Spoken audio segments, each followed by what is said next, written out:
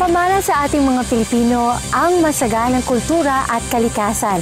Kaya naman ngayong linggong ito, hatid namin sa inyo ang mga tampok na kwento tungkol sa pagpapahalaga sa mga angking yaman ng Pilipinas.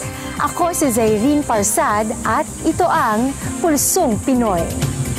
Ngayong Mayo, idinaraos natin ang National Heritage Month bilang paggunita sa kultura ng saling-lahing Pilipino. Kaya naman this week, balikan natin ang isang katutubong ritual ng mga kapatid nating Igorot na ginagawa nila bilang pagsamba kay Bathala. Narito ang Kultura at Kasaysayan.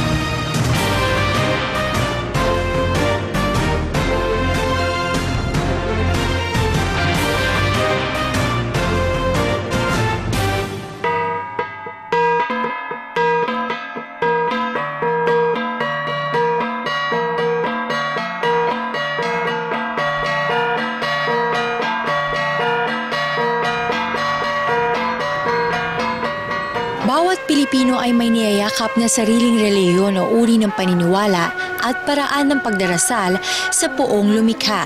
Nariyan ang Katoliko, Iglesia at pati na rin Islam. Maging ang ating mga katutubong kababayan tulad ng mga Igorot at Ibaloy ay may sariling paraan ng pananalangin o ritual sa pagdarasal. Ito'y tinatawag na kanyaw. Ang kanyaw na alam ng mga Tagalunsod ay isang socio-religious ceremony para sa iba-ibang dahilan. Ito'y maaaring bilang pasasalamat sa masaganang ani o ritual bago magsimula ang panahon ng pagtatanim. Maaari rin ito sa mga kasalan, kapanganakan ng bagong miyembro ng komunidad at maging sa paglalamay sa mga namayapa. Depende sa tribu o angkan ng katutubo ang mas tamang tawag sa ritual na ito ay, para sa Kankanaay, ito'y tinatawag na sida. Para sa mga Ibaloy, ito'y tinatawag na petchit, habang ang Kalanguya ay tinatawag itong ketcheng. Ang kanyaw ay ginagawa ng isang pamilya o ng buong komunidad at ito'y tumatagal ng 2 hanggang 3 araw, depende sa okasyon. Maaari rin itong tumagal ng 5 buwan lalo na kung ang namayapa ay mayaman o tanyag sa tribo. Kumporme sa dahilan ng pagkakaroon ng kanyaw, ito'y isinasagawa ng may kaakibat na sayaw na tinatawag na tayaw at benjan. Sa saliw ng mga tunog na gangsa o mga gongs na gawa sa makapal na bakal. Ito'y susundan ng dasal ng mga nakatatanda ng tribu na tinatawag na mambunong. Bilang elder o pari ng tribu, siya ang mangunguna sa pag-aalay at pagpaslang sa hayop na nagsisilbing handog o alay sa mga diwata, anito, ninuno at mga bathala. Ito'y maaaring manok, baka o baboy na mas madalas na inaalay. Ang mga ito'y sinusunog bago tinatadtad o hiwa-hiwain at niluluto sa apoy. Ngunit bago ihain ang alay sa mga miyembro ng komunidad, tinitignan ng mambunong ang apdo ng alay upang suriin ang mga ito. Kung ito'y medyo mapula, ito'y maaaring kainin. Ngunit kung ito'y may itim na mansya o pekas, itinuturing itong masamang pangitain at kailangang ulitin ang pag-aalay. Ito ang dahilan kung bakit minsan maraming baka o baboy ang dapat ialay. Ang kanyaw ay uri ng pasasalamat sa Panginoon. Ito ay patuloy pa rin isinasagawa ng ating mga kababayan sa rehiyon ng Cordillera. Sa kabila ng makabagong panahon, kanila itong pinapanatili sa kanilang puso at isipan kahit sila'y maging moderno at nakatira sa ibang bansa. Ito ang kanilang paraan ng pagkilala at paggalang sa kanilang kultura at angkang pinagmulan.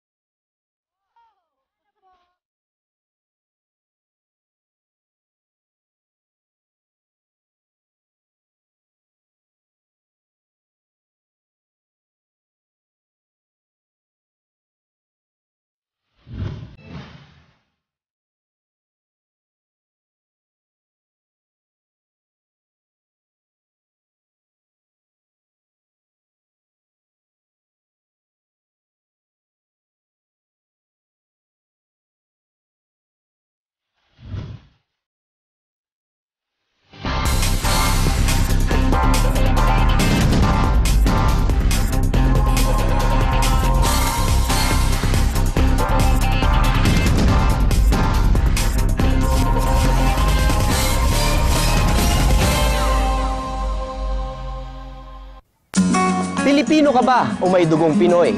Tuwing buwan ng Mayo, alam niyo bang ipinagdiriwang sa buong bansa ang National Heritage Month bilang tanda ng pagmamahal at pag-aalala sa mga tradisyon at pamana ng ating lahi?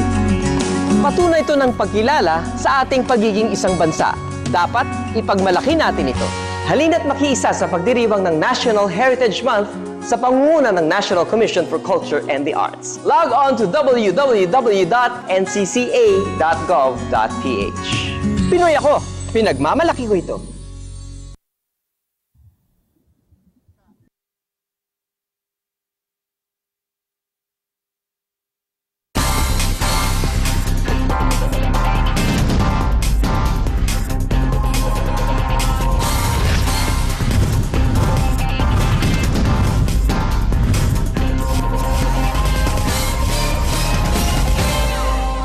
Dahil sa natural calamities na dinanas ng Pilipinas, naging mas mapanuri ang pamahalaan sa pagsusulong ng mga programang pangkalikasan. Para sa report kay Boss, isang environmental feature ang hatid namin sa inyo. Let's watch this.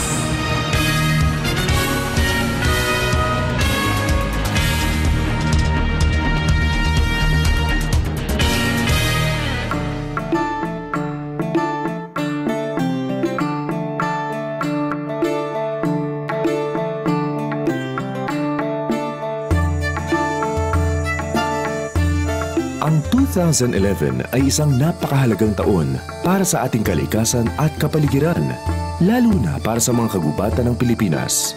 Kaugnay nito ang deklarasyon ng United Nations ngayong taon bilang International Year of Forests at may temang Forests for People. Nitong May 13, pinangunahan ni Pangulong Benigno Aquino III ang paglulungsad ng isang government priority program na naglalayong pangalagaan at pagyamanin ang ating mga kagubatan. Sa ilalim ng Executive Order No. 26 na kanyang nilagdaan noong February 24, nakapaloob ang implementasyon ng National Greening Program, isang malawakang reforestation drive na kalahok ang mga empleyado ng pamahalaan, kabataang mag-aaral, local government units, civil society groups at private sector. Sa pagtatanim na ito, inaasahan natin na mabawasan ang polusyon at banta ng greenhouse gases. Mapapangalagaan ang mga kagubatan na bubuhay sa ating mga watershed na ating pinagkukunan ng malinis na tubig. Maparami ang mga mangrove na nagsisilbing tahanan ng iba't ibang halaman at hayop. At magkaroon ng tiyak at pangmatagalang pagkukunan ng pagkain at pati na troso. 1.5 bilyong buto ang ating ipupunla sa loob ng 6 na taon sa 1.5 milyong hektarya ng lupain sa buong bansa. 50% ng mga butong ito ay magiging mga puno para sa mga kagubatan. Ito ay para sa sustainable management at sa pagmatagalang proteksyon ng ating kagubatan. Sa loob ng 6 na taon, inaasahang manunumbalik ang sigla ng ekonomiya sa kanayunan dahil ang programang magbibigay ng kabuhayan sa may 6 na milyong pamilya sa buong bansa. Nangako po si President Noynoy, he believes that inhaling clean air and drinking clean water are fundamental human rights. Kaya dapat po, ang sabi niya, mayaman ka o mahirap, ang dapat hinihinga mong hangin at iniinom mong tubig ay dapat patas.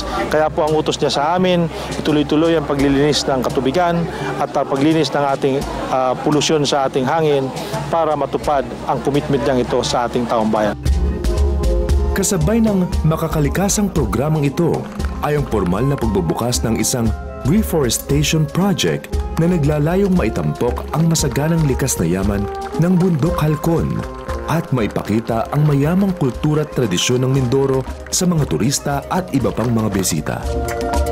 Tayo po ay magtatanim ng mga indigenous o endemic species na mga puno at ito po ay sapagkat alam na po natin ang Mindoro ay isang Dipterocarp territory, kaya po ang ating pong layunin dito ay maibalik kung ano naman po yung mga punong kahoy na nawala dito sa nasabing lugar at ngayon po nga ay tayo ay nagsusumikap.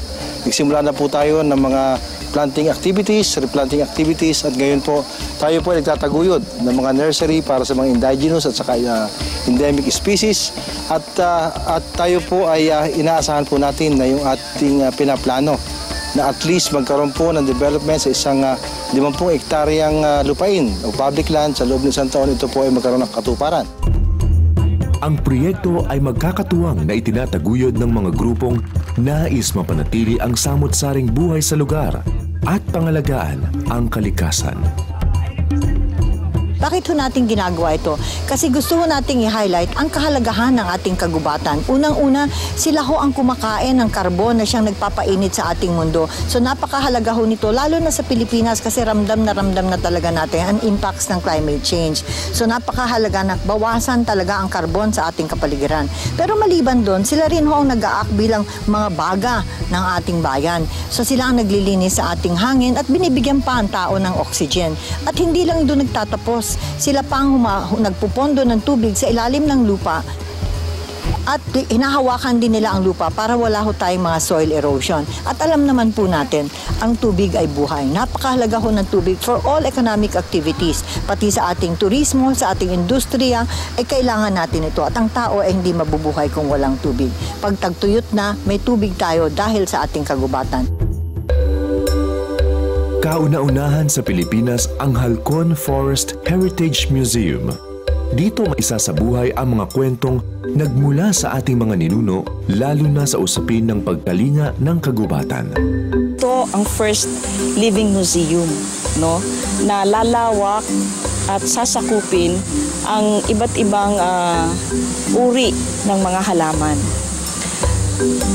May mga ilang specialty na pwede tayong ilagay dito. Yung mga fern collection, magkakaroon din ito ng pwedeng botanical garden na kung saan merong iba't ibang mga iba yung aromatic trees, avian trees, ano.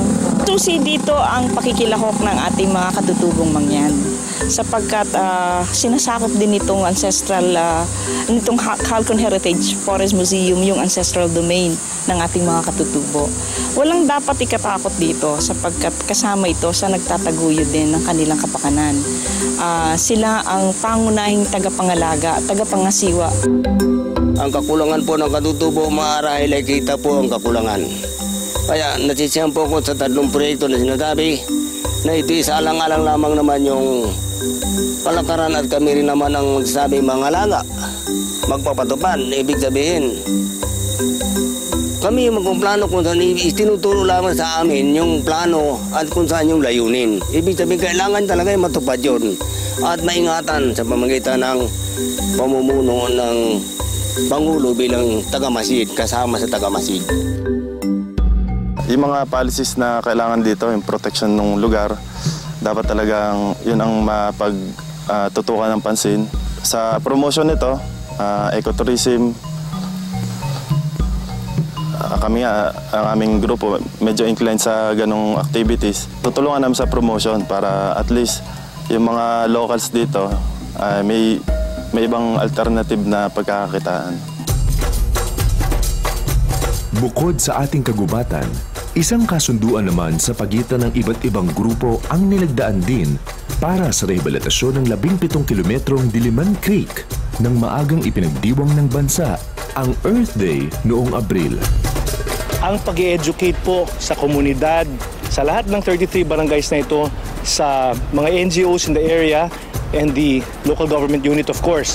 Kailangan natin ng tulong nilang lahat because hindi po tayo maaaring nandun sa mga lugar na ito 24/7. So kailangan yung mga komunidad mismo alagaan ang kanilang lugar. They have to police their own area. Dahil pag patuloy po ang pag-load ng solid waste dito po sa ating Diliman Creek, the entire stretch, masasayang lang po pagkakataon ng tulong ng private sector sa atin.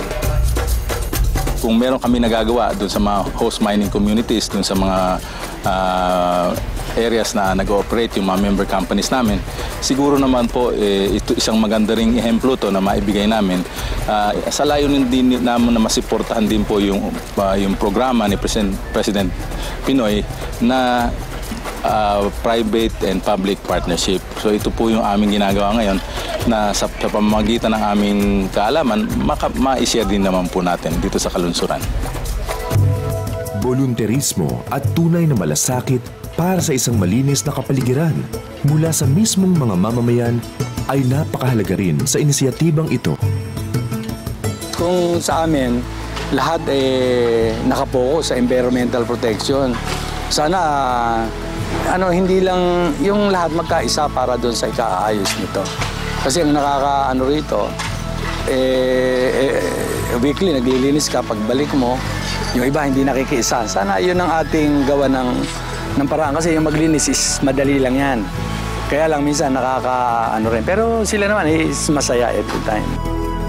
But we should always be guided by a respect for nature, and we have to recognize our stakeholdership and our role as stewards. Kasi sa atin pinagkaloob to ng Panginoon pong may kapal, at dapat din yung pagkakaloob niya sa atin ng pagiging steward ay talagang dapat gampanan natin as Filipinos and as human beings na may respeto sa kalikasan. At hindi lang naman ito para sa atin kundi sa kinabukasan. Bahagi pa ng taunang Earth Day celebration ang masayang pagtitipon sa Earth Day Jam. Ito ang isa sa magandang avenue para further yung advocacy natin sa better stewardship ng ating environment. And the youth ang very active na nagpa-participate sa mga ganitong concerts with artists who volunteer their time. So maganda talaga siyang very effective medium for communicating mga environmental messages. Yan DNR ay lagi nakikiisa tuwing Earth Day Jam. I'm just an artist. I'm a songwriter, just like all the other musicians are. But we came all together because we know that we have the power to convince you guys that now is the time. It's not tomorrow. It's not next day. Let's forget about indifference. Huwag na tayong mag-isip na hindi mangyayari yan ngayon. Kasi nangyari na Ayan na yung tsunami. Ayan na yung ondoy. Ano pa ba? Mag-aantay pa ba tayo? So, gawin na natin. Overtime na tayo. Kaya natin yan. Hindi naman magbibigay ang Diyos ang bagay na hindi kaya ng tao Kung hindi lang matigas ang ulo. So let's just be aware and try to do what we can. Sa bahay, sa paligid, sa ating kapaligiran. Dala-dala ng Philippine Earth Day celebration ang temang Earth Day Every Day, tungkulin ng bawat isa. Kahit sa maliit na paraan lamang, na gawing pang-araw-araw na bahagi ng buhay ang pangangalaga sa kalikasan. Tinatawag ko kayo, magtulong-tulong tayo sa katuparan ng adhikain ito. Nasa tamang panahon na tayo upang ganap itong mapagtagumpayan.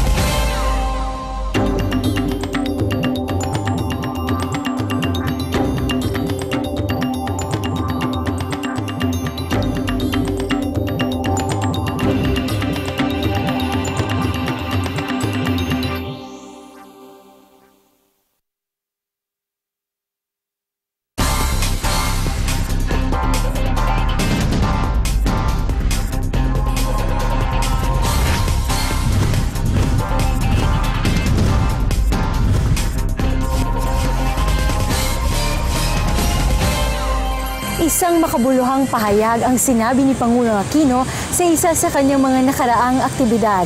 Ating pakinggan ang mensahe ni Pinoy.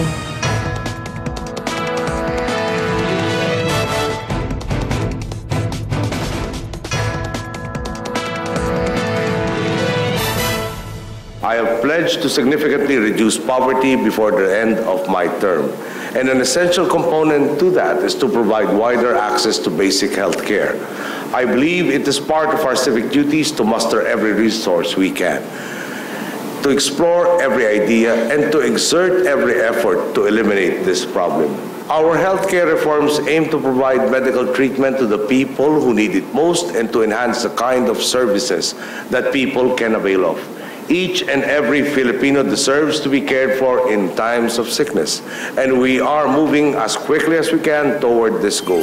Kung gusto ninyo mapanood ulit ang mga features natin ngayon at mga previous episodes ng Pulsong Pinoy, you may log into our website rtvm.gov.ph. Abangan ninyo sa susunod na linggo ang mga espesyal na kwento at mga pangyayaring kaugnay sa Pangulo at pamahalaan. Dito lang sa Pulsong Pinoy. Magandang araw.